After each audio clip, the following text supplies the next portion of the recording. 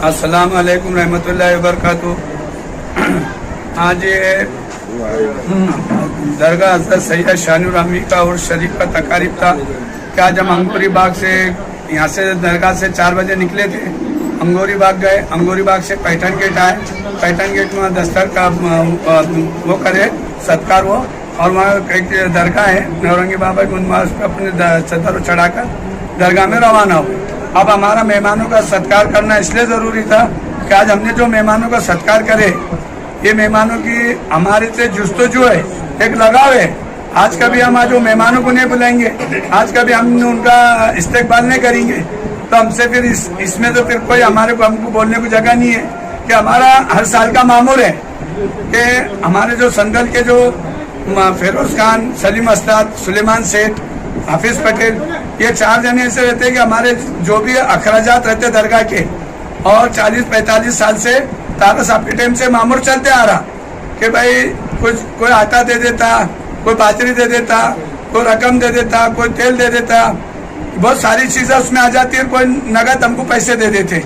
तो ये सिलसिला हमारा इस पर चल रहा था। तो आज हमने ये सोचा कि आज मैंने गोरू भाई को फ़ोन लगाया, हमारे फिरोज खान, शमशेर खान को, और कमेटी को बोला कि भाई आज अपने को जो मेहमान अपने 40-45 साल से जो अपने को ताउन कर रहे,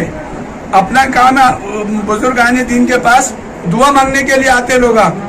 वो देखने के लिए आते कि दुआ हुआ करने के लिए आते, दर्शन के लिए आते, सब करने के लिए आते। लेकिन हमारा भी फर्ज बनता कि आज हमारे दरगाह में आज बुजुर्गान दीन के इस पे ला के दे रहे ख्वाहिशमंद लोग, तो हमने सोचा कि भाई बारी में उनका सत्कार किया जाए और उनको बुला के इज्जत से शाल हार उनको पिनाया जाए। तो इसलिए उनको हमने आज बुला के हमारी कबर कमेटी को और हमारे बहुत हजरात बैठे हुए, अतीक बाबा हो, ये सारे लोगों का हमको ताउन रहता, और ख्वाजा अमीन साहब मस्कत वाले, इनका तो मैं बोलना नहीं चाहूँगा, लेकिन आप बोलना इसलिए कि उनका हमारे को साल भर का ताउन रहता उनका। कभी कबर कमेटी, दरगाह कमेटी से कभी मेरा या फिरोज खान का या सलीम अस्ताद का या सुलेमान सेठ का, कोई भी मेंबर का हमारा फोन चल जाता है कि साहब अपने को दरगाह में फला चीज़ करना है, तो आदमी हमको बोलता है बोलो कमेटी से पूछो, हमको खिदमत क्या करना है वो बोलो, लेकिन हुक्म करो। लेकिन आप एक चीज़ ऐसी है कि हमारे सामने मैं सुलेमान सेठ और हम गए थे 8-10 दिन पहले, तो हमने बताया इनको कि हमारे जो पार्किंग है बाहर की, तो हमने बताया कि भाई अपने को रोड करना है, लेकिन हमने अभी तक कोई खासदार का या आमदार का या नगर सेवक का हमने किसी का फंड नहीं लिए। और हम वक्फ बोर्ड के, मेरे पास डिपार्टमेंट के लोग बैठे हुए हैं, वक्फ बोर्ड से भी हम 1 रुपया लेते नहीं, और वक्फ बोर्ड से सिर्फ वक्फ बोर्ड का जो गला जाता है, पेटी में जो दान करते लोग, उसकी दान के पेटी पैसे वक्फ बोर्ड वाले लिख जाते हैं, और वो वक्फ बोर्ड हमारे पास जो भी 7-8-10 जने जो है, 3000 रुपये किसी को है और इमाम साहब को 10,000 रुपये, तो वो उनमें से उनको तनख्वाह देते। हम उनसे न कब्रस्तान की साफ सफाई का लेते, न मेंटेनेंस का लेते, न काय का लेते। एक हमारे पास शादी हाल है, और शादी हाल में हम 8,000 रुपये, तो किसी से जो आए वो ले लेते, और बेवा यतीम रहे तो उसको फ्री दे देते, और उस पर हम पूरे दरगाह का हाथा उस पर मेंटेनेंस करते रहते, और हमको कहीं कमी हो जाती है उसमें, तो हम वो चीज़ में हम ख्वाजा अमीन साहब को पकड़ते कि भाई हमको ये। तो आज ख्वाजा अमीन साहब ने हमको एक वादा करे, वो आए नहीं, वो रास्ते में ख्वाजा अमीन साहब ने हमको एक चीज़ बताया कि हमने बोले भाई हमको एक पूरा कांक्रीट करना है, ये पीले दरवाजे से तो हरे गेट तक, वो बोले मैं उतना करता, बाकी की मैं बोला कमेटी खर्चा उठाएंगी।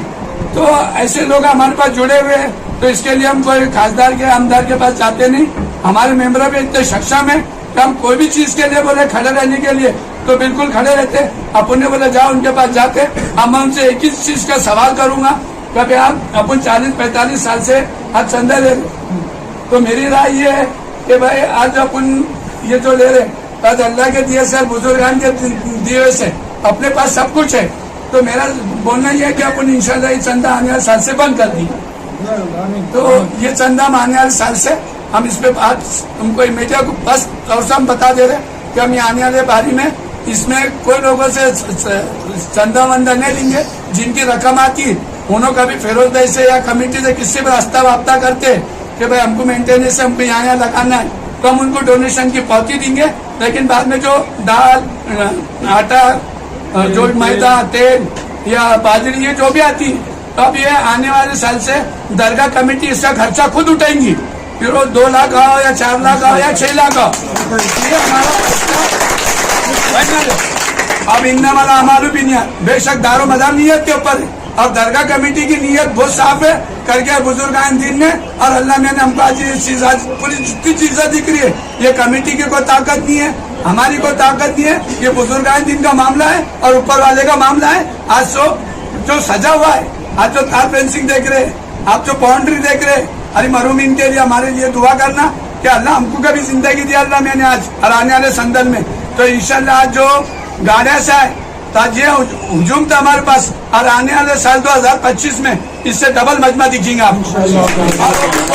आज सबसे पहले मैं हजरत शाहनूर बाबा को नतमस्तक होके तमाम शहरवासियों को 347वें मुबारक उरुस की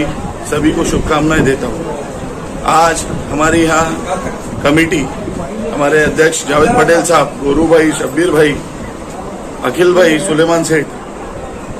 सलीम भाई, हफीज भाई और तमाम सारी कमेटी और नौजवानों ने जिन्होंने ये उरुस को सफल करने का काम किया है, उन सभी को तहे दिल से मुबारकबाद देता हूँ। और मैं आज बाबा के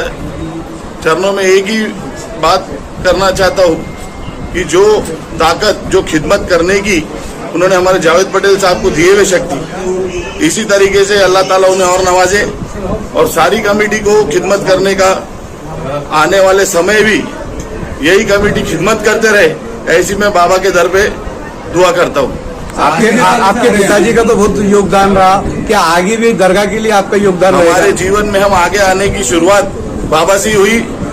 और बाबा से हमारा परिवार नहीं भी बोले तो 50 साल से ज्यादा है जुड़ा हुआ है और आगे भी जुड़ा रहेगा। कोई भी काम में जब भी ये कमेटी हमें याद करेंगी, हम पूरे समाज के लोग और हमारे परिवार के लोग और हमारे महल्ले के लोग, हम सब उनके साथ हैं और पूरी ताकत लगा के जो भी काम करना रहेगा आगे कर।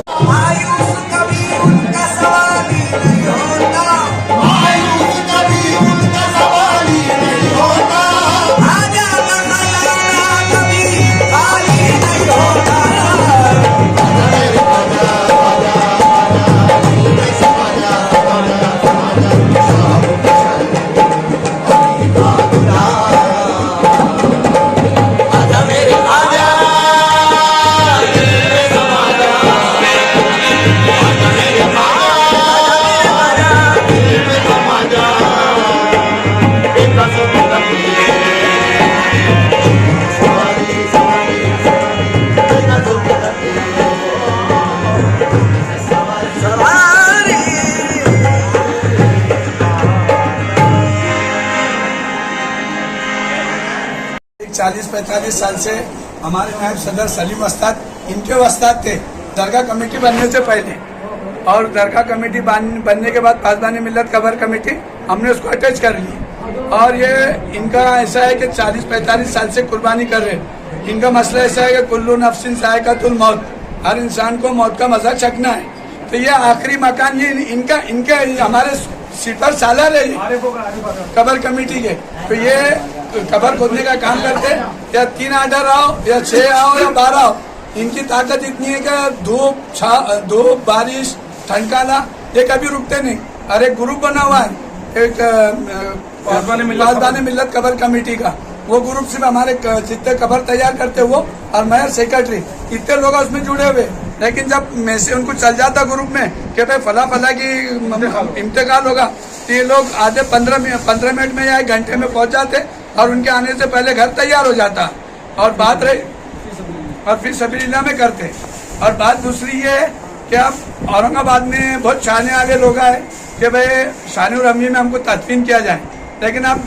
कब्रिस्तान की इतनी हालत में हो गई कि अब जगह नहीं है करने के लिए। तो अब हम तो फतवा भी लेंगे या कुछ भी करने को जाएंगे। लेकिन आजकल क्या है कि बहुत से लोग, मैं नाम लेना नहीं चाहूँगा, कि अपने में अब 373 फिरके, अब हम किसी का भी उसमें वो लाने जाएंगे फतवा, तो आज हम बोलेंगे भाई हमारे दादा है, हमारे अब्बा है, तो हम पहले हम तामीर करेंगे भाई इनसे शुरू करो। लेकिन बात के जो लोग आए आज, वो लोग अपोज कर रहे कि नहीं भाई हमको करना नहीं है। तब फिर हमने उसमें एक सिस्टम ये निकाले कि भाई मेरे खानदान में किसका इंतकाल होता है, मेरे वालिद को 12 साल या 13 साल या 10 साल या 6 साल या 3 साल जो भी होगा, चचा की हो या ताया की हो, हम उस पर तदफीन करने का काम हमने कमेटी ने इसका फैसला लिया और पासबानी मिल्लत कबर कमेटी भी उस पर अमल कर रही है।